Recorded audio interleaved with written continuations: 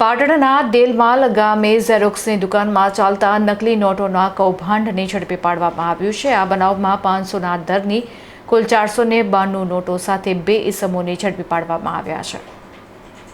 Patan local crime branch પોલીસે એક મોટી કાર્યવાહી કરીને ચાણસ્મા તાલુકાના દેલમાલ ગામેથી નકલી ચલણી નોટો છાપવાના કૌભાંડનો પર્દાફાશ કર્યો છે। પોલીસે બાતમીના આધારે દેલમાલ ગામમાં આવેલી શિવાય ઇન્ફોટેક નામની ઝેરોક્સની દુકાનમાં દરોડો પાડીને ₹500ના દરની નકલી નોટો સાથે 2 ઇસમોની રંગે હાથ ઝડપી પાડ્યા છે। પોલીસ તપાસમાં બહાર આવ્યું છે કે મુખ્ય આરોપી નિકુલજી ઠાકોર આ ઝેરોક્સની દુકાનમાં એક બાળ કિશોરને પોતાની સાથે રાખીને કલર પ્રિન્ટરની મદદથી હુબહુ દેખાતી ₹500ની નકલી નોટ બનાવતો હતો। આઈસીબી પોલીસે ઘટના સ્થળેથી ₹500ના દરની કુલ 492 નકલી નોટો કબજે કરી છે।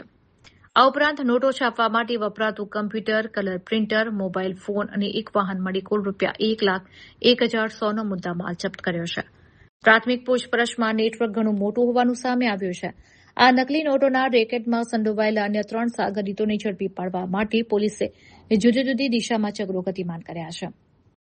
આગામી સમયમાં ટોળકીએ બજારમાં કેટલી નકલી નોટો વટાવી છે અને આ ગુનાના તાર ક્યાં સુધી જોડાયેલા છે તે અંગે પોલીસ ઊંડાણપૂર્વક તપાસ ચલાવી રહી છે।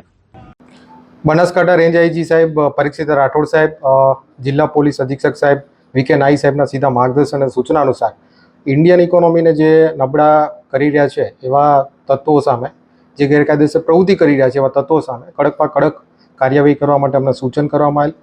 જેના આધારે ચાણસ્મા પોલીસ સ્ટેશનની ટીમ અને પાટણ એલસીબીની ટીમે એક સંયુક્ત કાર્યવાહી હાથ ધરી હતી।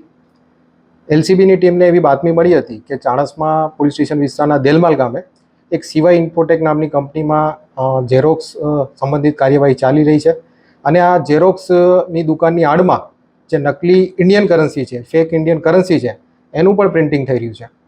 આ બાતમીના આધારે ચાણસ્મા પોલીસની ટીમે અને પાટણની એલસીબીની ટીમે એક સંયુક્ત રેડનું આયોજન કર્યું હતું। આ રેડ દરમિયાન પંચો અને એફએસએલ અધિકારીને લઈને આ જે શિવાય ઇન્ફોટેક નામની ઝેરોક્સ કંપની છે, આ ઝેરોક્સની દુકાન છે, એની ઉપર રેડ કરતા જે ફેક ઇન્ડિયન કરન્સી નોટ છે એ ઝડપી પાડી હતી।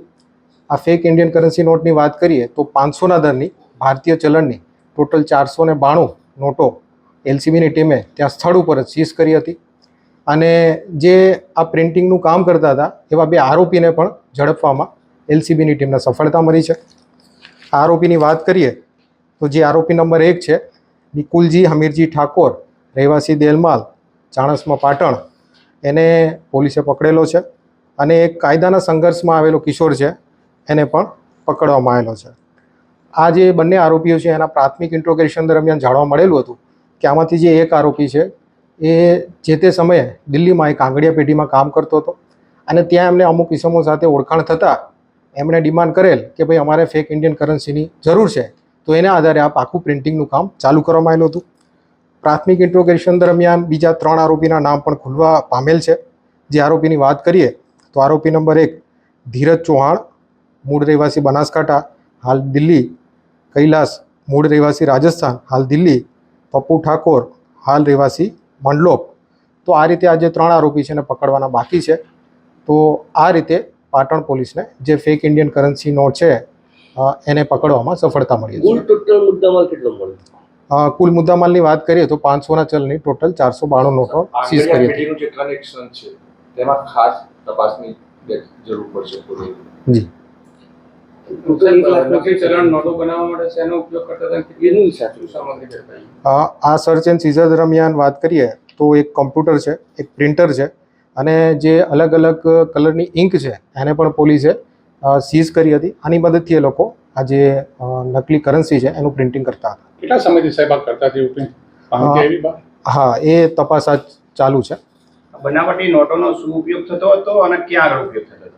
હા, પ્રાથમિક ઇન્ટ્રોગેશન દરમિયાન જાણવા મળ્યું છે કે જે આ આરોપી છે એ દિલ્હીની કોઈ આંગળીયા પેઢીને આ નોટો સપ્લાય કરવાનો હતો।